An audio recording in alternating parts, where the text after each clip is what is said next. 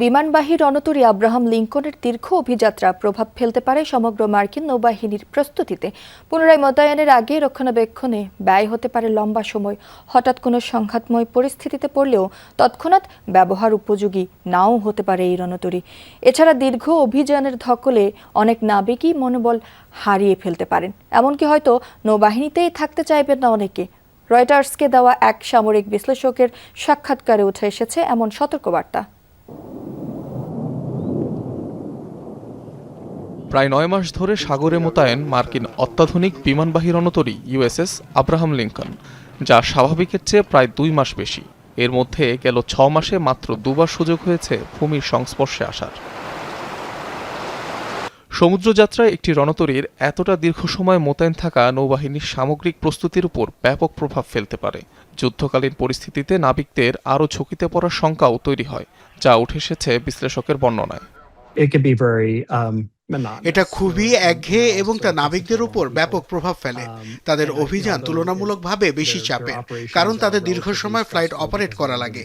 অনেক ক্ষেত্রেই এই একঘেয়েমির মাঝেই দ্রুত পদক্ষেপের সিদ্ধান্ত নেয়ার প্রয়োজন পড়ে, যা আরও চাপ তৈরি করে।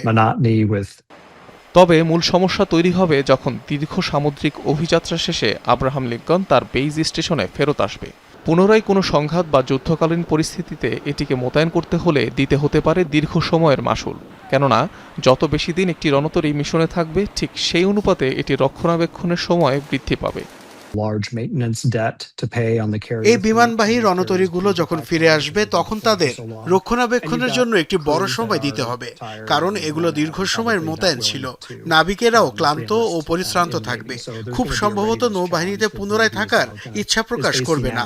সুতরাং মার্কিন নৌবাহিনী এখন একটি প্রস্তুতিগত চ্যালেঞ্জের মুখোমুখি।